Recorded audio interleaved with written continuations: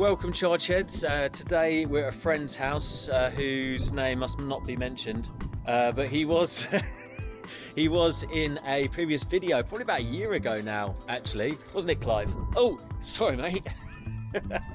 Whoops. We are preparing for the Bedford River Festival. Got a stand on Saturday and Sunday, so this will probably go out after that. I've recently refurbished the wheels, and today we are potentially going to fit the splitter if we can find the right clips, and most importantly we're going to fit the spherical bearings that I got from Mountain Pass Performance. That should improve the steering feel, make it just handle better when I'm, you know, giving it some pasty. We're now having a competition whose Tesla is lower.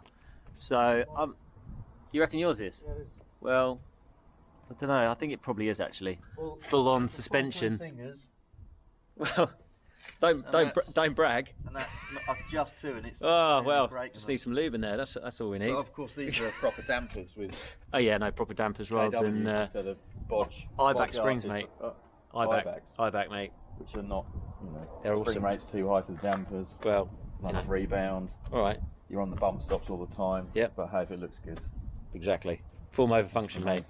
That's what it's all about. Until I get some coilovers, but you know, let's not rush these things. So yeah, can you get it under? Oh yes, of course. Beautiful. There we go. But what about the rubber bit? You don't need them. Do you? No. There's rubber on there. Okay, that's good. Right. The rubber bits, the rubber things for people who don't know where the jacking points are. Okay. Yes. That'll be me then. I was going to get my hands dirty, but myself and Clive agreed that it was going to take far too long if I did it. And speed is of the essence today because I've got so much to do ready for the River Festival. So we've got Clive demonstrating down here. Hi, Clive. That's lie down. Yeah. Yep. Demonstrating what we're doing down here. I'm trying to think of what best position. Let me get the get a mat, so I don't want to get dirty. I'm wearing a, you know.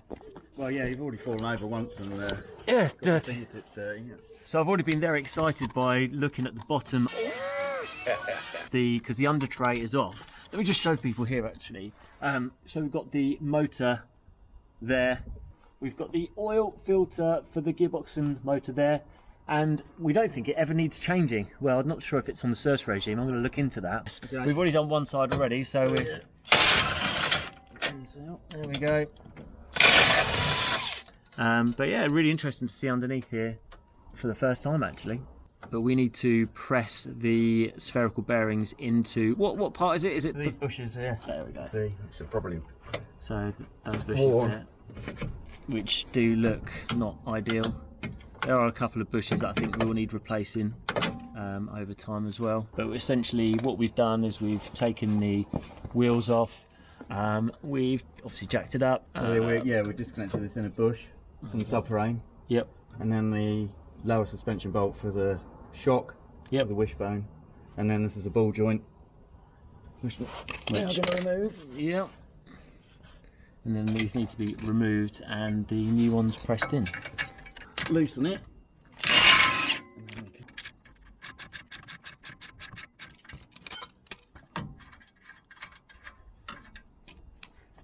Okay, and then these have got a little cone on there which you've got to make sure that can come off.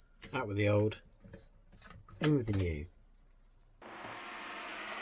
So we've already done one, and what we're doing now is heating the arm slightly to about 100 degrees just to expand the aluminium, and the steel bush then comes out easier without causing any damage, scoring or anything like that. It just helps the bush come out. There's a differential expansion between the alloy and the steel bush.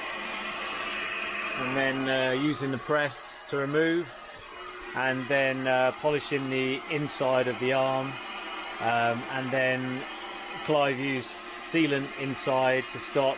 It was to stop, well, not only to lubricate, but it was also to stop the moisture ingress in the future. That's it. Yeah. So if you sometimes when you push these bushes out, you get very small scores from when they're pushed in. So that leaves a very small channel for any moisture to get in. So what I do is you can see it on there exactly where it's just, you can't do anything about it because it's from when it. I mean, I cleaned up the external edge where we're pushing it out, but it still scores sometimes. So that's nice.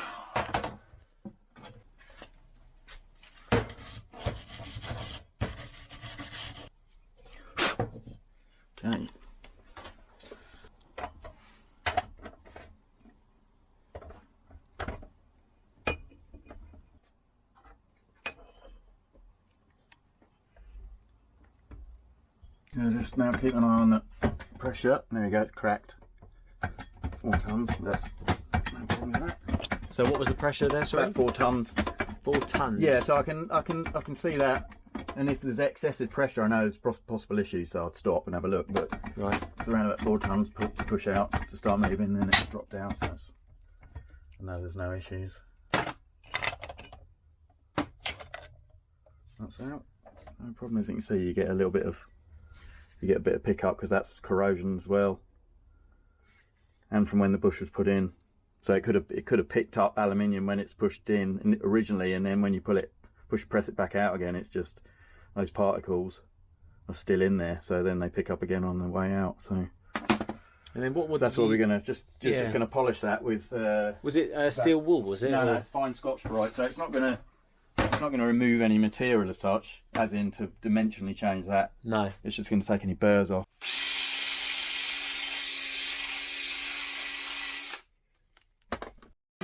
So we're heating the arm back up so we can slide it in. That's probably about 80 degrees. Nice. Hold it. Here's the front. So yeah, we're coming in this side. So it just I'll just put a smear. It helps lubricate the new bearing going in.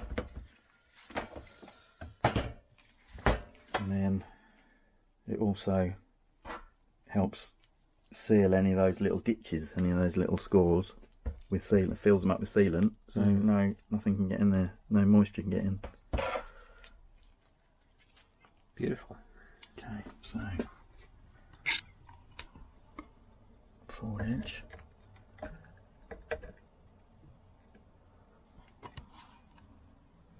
Tooling, so we're pressing on the actual steel bush, not the aluminium sleeve. You've got to be careful at the initial stages of pressing it in to get it straight. It's normally self-centered. So now what we've got, again I can watch the pressure. It will obviously increase as you're going, so you get more and more friction. Just recenter that slightly and offset that so that when the forward edge of the bush comes flush underneath it, it'll hit this and stop it from going too far.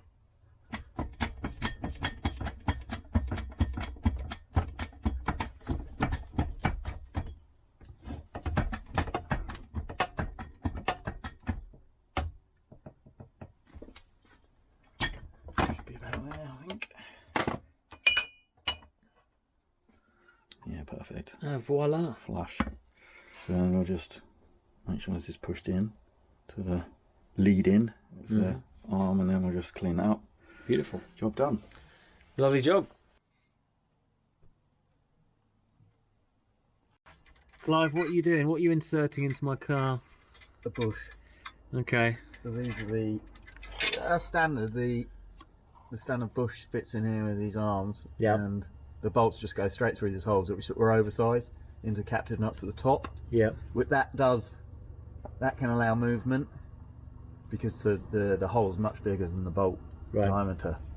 I think they do it for for production tolerances, so they can just put the bolts in fast and there's no issues. With the Mountain Pass Performance upgrade, we've got these bushes which take out that excess gap between the bolt and the subframe. So these are like precision fit into here, and then the bolts are precision fit inside the bush. And you said that they have to be able to move. Yeah, they need to be basically slightly loose, because if these holes are slightly small, it might move the bush over a bit one way, and then the bolt might not go into the nut on top, and then you can't get the bush out again because it's tight. There's no way of pressing it from above. So. And then that little lip there goes into the counter bore on the tangs on the new bearing, so it just locks it all into place. It's a really nice design. Super. There you go, got the shop done.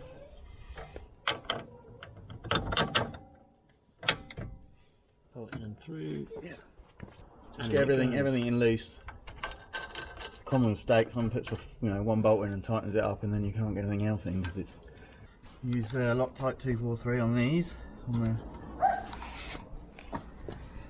Yeah, because I asked what 243 was, and you reliably informed me that it's medium strength. Yeah, miniature Loctites. Yeah, so it's designed to stop vibration, the bolt coming loose from vibration, but it means you can disassemble it, no problem. Lovely.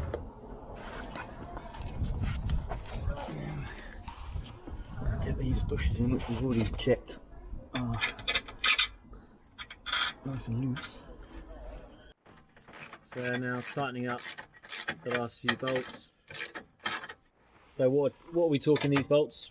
Well, the range is 95 to 100 foot-pounds.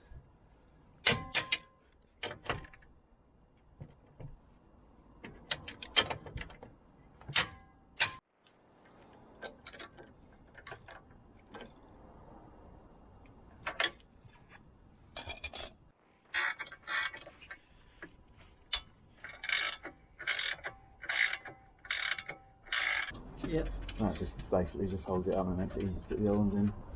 That's a good idea. Just leave those loose at the moment because it.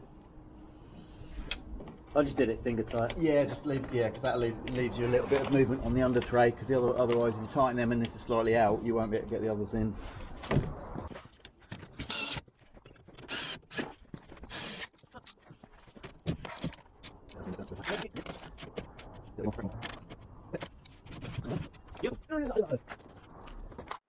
Well, I'm trying to.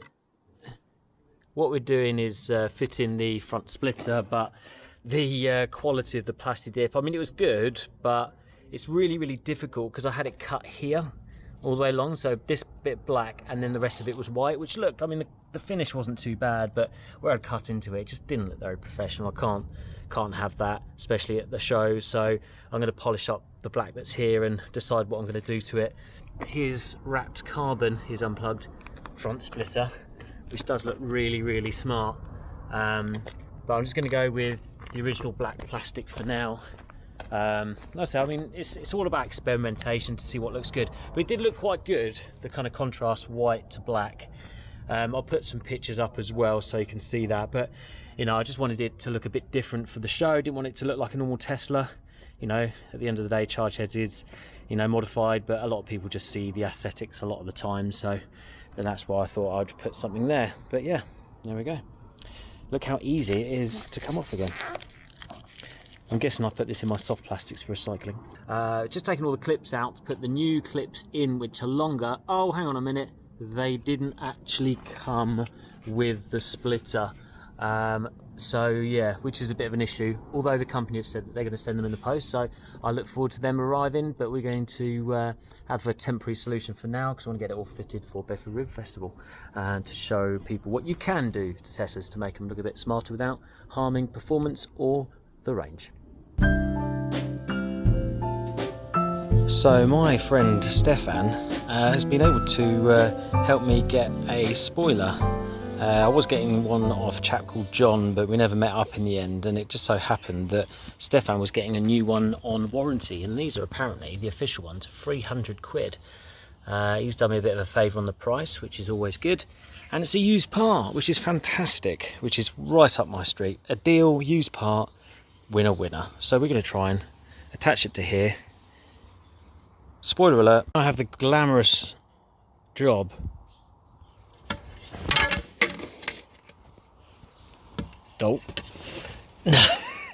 now I have the glamorous job of removing all the rubbish, all the original sticky tape all the way along. Good job I've got long nails at the moment. Tesla build with trike in the background with two wheels and a paddling pool. There we go. So for the last hour I've been scraping out the original tape. I'm going to clean it up a little bit more, and then we're going to put the new tape in. But if I just put it on the old tape, that would have definitely just been too high, and yeah, it just wouldn't have been good. But yeah, made a bit of a mess of it, but yes, the joys of having used items. You have to kind of do a few extra bits to them, I suppose, but it's what it is. Well, I've been at it so long, it's getting dark. But I've put all the tape along. I didn't cover up the wall tiles, although the original Tesla tape had. So that's on now. So I'm going to unpeel all the green stuff and then get it stuck on. I put masking tape either end where it needs to mount. It's not rough, it's obviously precision this. Yeah, hopefully it will stick on, stay, and jobs are good.